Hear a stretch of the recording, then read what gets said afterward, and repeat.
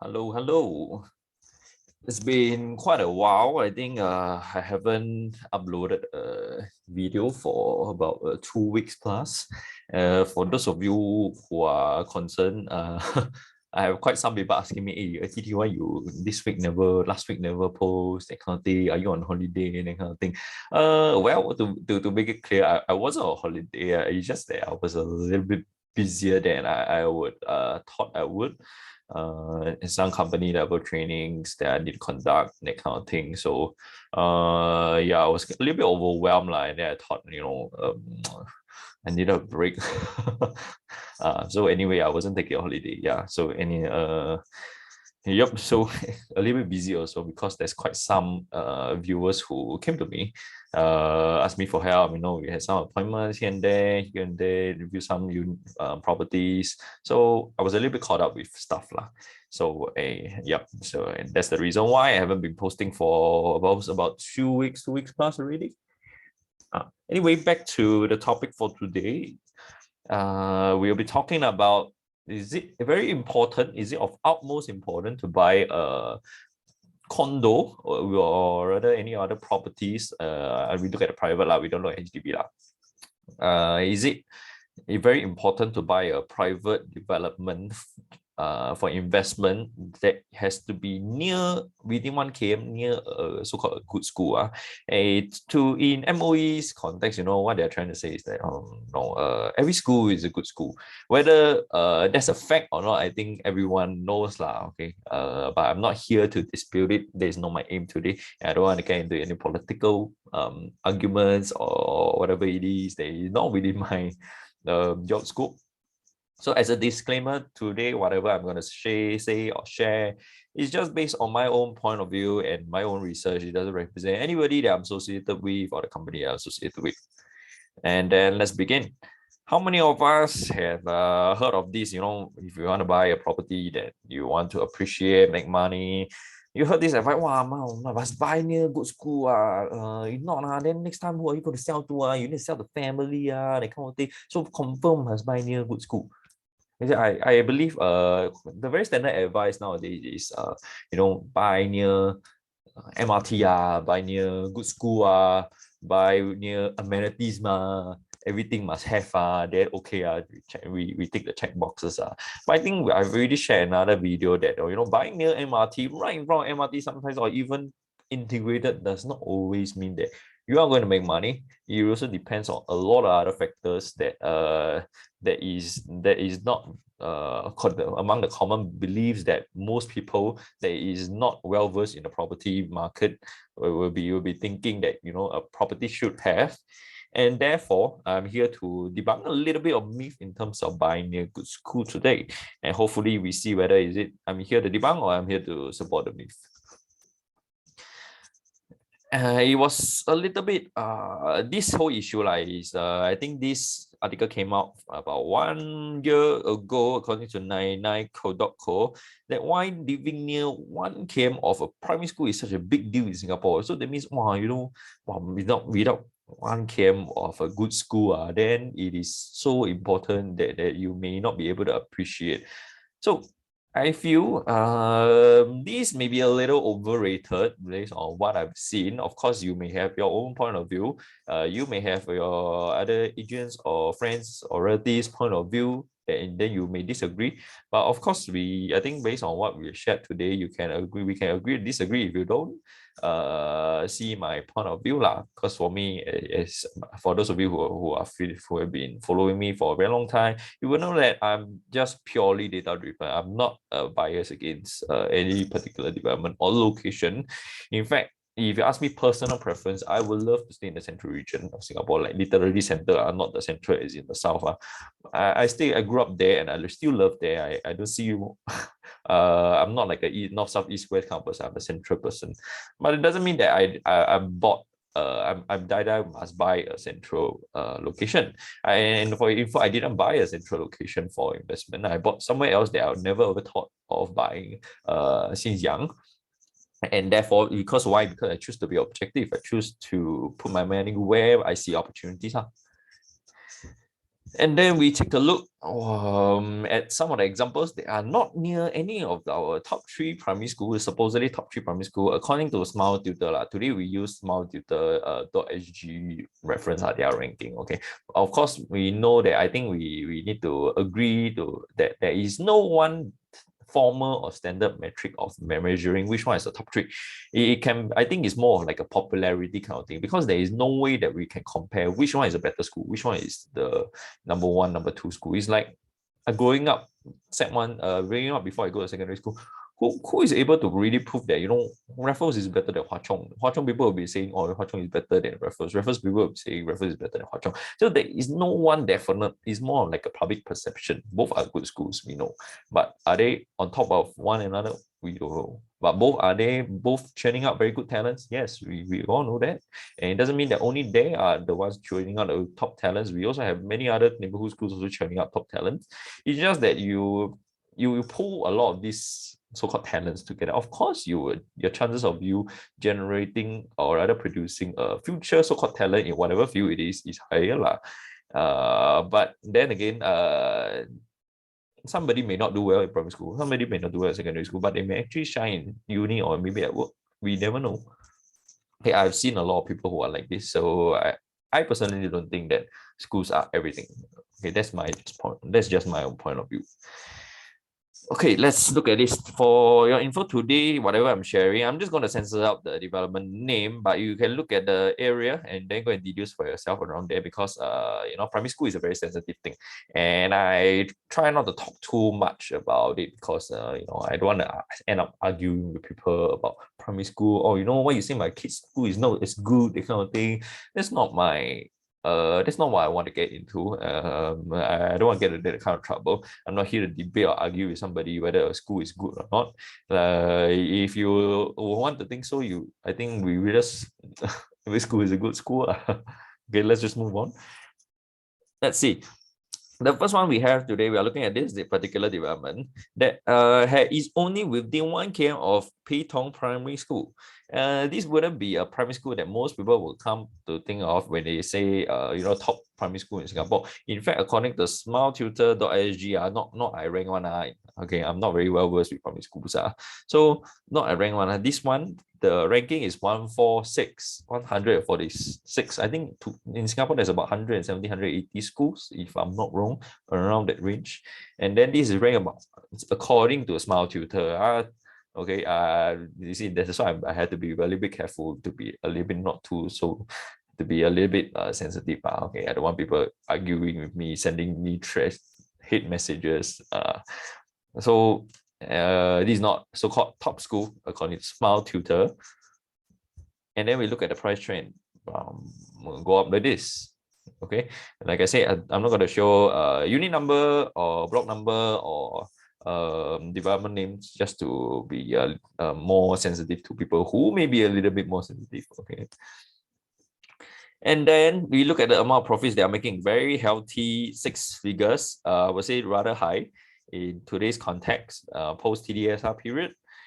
So there is one good example of, doesn't mean that near primary school then you can make money. And these people obviously are not really staying for a long run, because you look at them, these are the people who enter in 2017, exit in 2020, 2021. That means they only hold for 3 to 4 years. They are definitely not here to buy for long stay. That means a lot of them are buying for investment. And hence you can see they are making quite a lot of money. Next one we have somewhere in the Fernvale area, we have 179 position, in then the 86th position, and then this one is even unranked. I don't want to read out the names, you can see for yourself. Okay. And then the price movement of this development, you can see over here. This is a very significant movement. We look at the exact numbers, amount that they made. It's about 500,000, or rather more than 500,000 for a few units. So isn't this incredible? One more we share. This particular block is not even near any school, or not within 1 km of any school at all. All these are from one map. I didn't cook this up.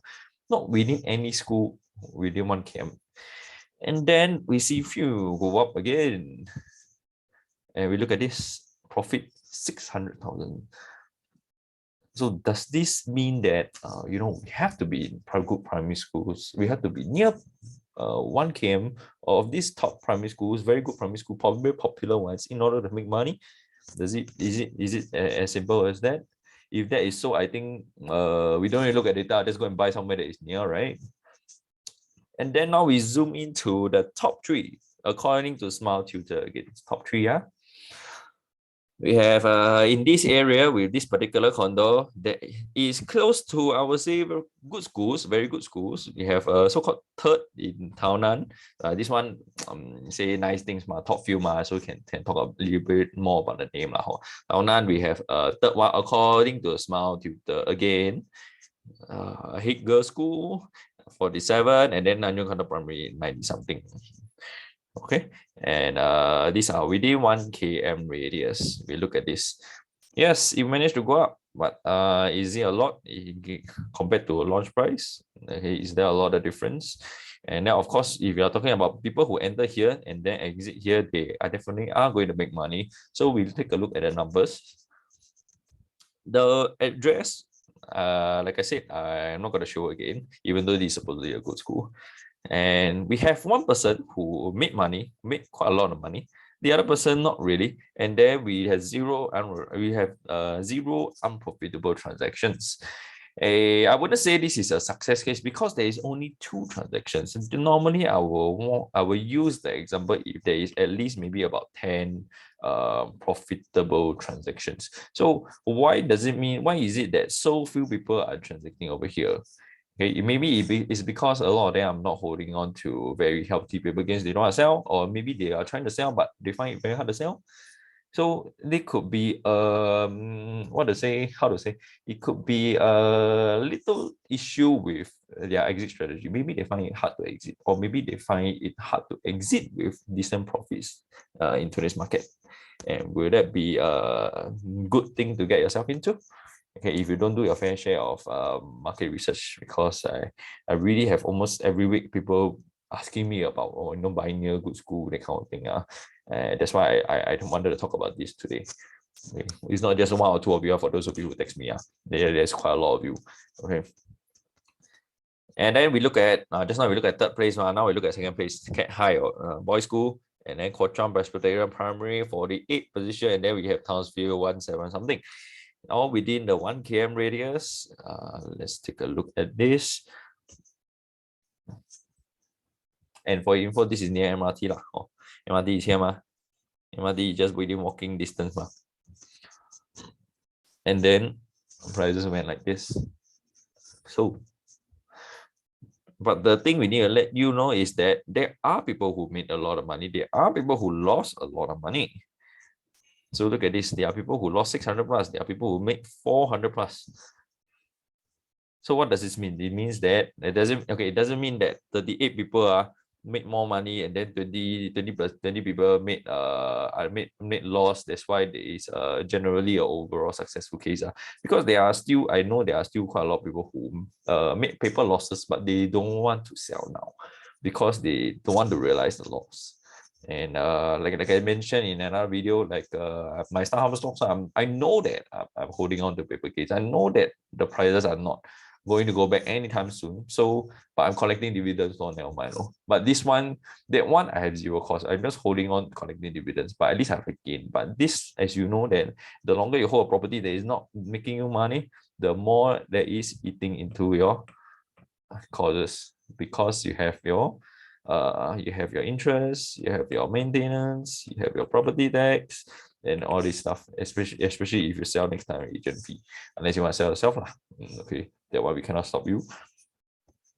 So is it as simple as just buying into the right property? And even if you buy into the right property, is this the wrong property to buy? Not really, because there are people who make money. But why are there people who lost money also? Is it as simple as buying into the right development? A lot of people say, hey, ask me, TT, can I buy this development? I think that's not really a right question. If you really want to ask me, I'd like to be as specific as possible. If you ask me, then I'll be like asking you, what unit are you talking about? Because I do have recommendations to my client. And then I see some of the unit types, exact units that are selling at really ridiculous prices, I would say. And then, yes, I would recommend that development, but I wouldn't recommend those units. So it is a matter, it's not as simple as just choosing the right development, but also the skill of choosing the right units. And then the number one in Singapore, I think this one is where you have quite a lot of high net worth people fighting over Nanyang Primary and then Raffles Girls Primary. I would say out of all these, this one you see first and eight. How much better do you want it to be? Okay, and so this development, we take a look. Oh yes, this one. The price pattern is like this. Okay, why is it like this? And then we take a look at the number. Oh, whoops. I need to better zoom out because I forgot to censor the details. Okay, for those of you you can rewind whatever it is. So anyway, I don't like to choose developments that are too old because it's not very accurate, because last time 20 years ago, whatever you buy is going to make money, or chances of you making money is very high. Whereas those developments that you buy that is I would say nearer, more recent, is more reflective of today's market. So example like this one, the profit margin is about 80 plus, so 80 plus, 30 plus, 40 plus. This one made a loss of 200 plus.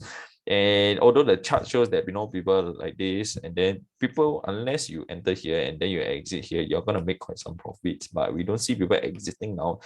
Are they finding it hard to exit? That is an issue. So you may have people gain, but it will be easy for you to exit. Will your property stand out next time when you want to exit? And these people, you realize that when they want to exit, they find it hard to exit at a larger amount of profit. And this guy, unfortunately, he has to realize his loss lah, whatever reason it is lah. We are not very clear.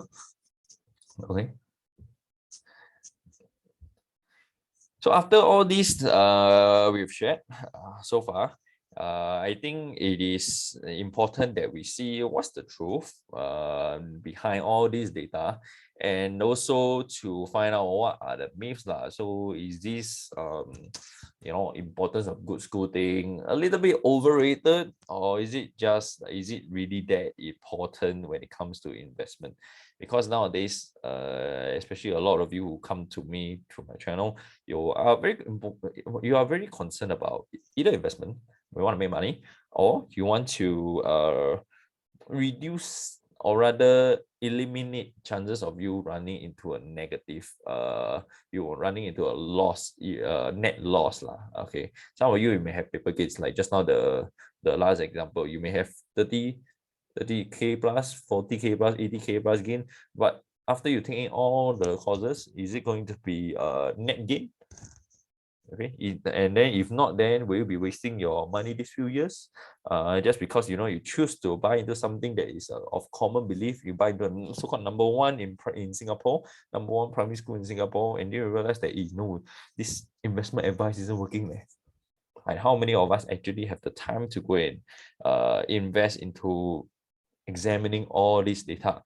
Is it actually that simple? And if only it was that simple, then I wouldn't have to spend so much time digging into all these data to really find out what are the factors that contribute to a higher percentage of the development making money eventually. And that's why I see myself more as a data analyst for my clients rather than a typical agent. A lot of people feel that agents are all the same lah. I mean, if I cannot help you if you feel that all agents are the same, and you feel that they're all just here to hard sell me, they're just here to push me. I think my clients, they do know that I'm quite a lepak person. I don't really like to push people. In fact, I hate sales tactic myself. That's why I'm quite a laid back. You see the way I talk is also quite laid back.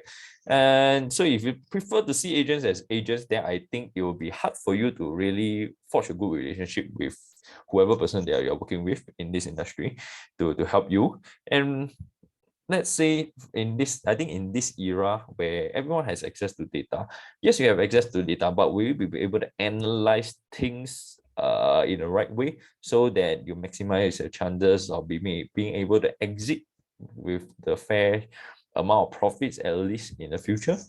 So are you looking more for an agent today to help you buy, sell, transact only, or to help you analyze and then plan when to exit at the right time?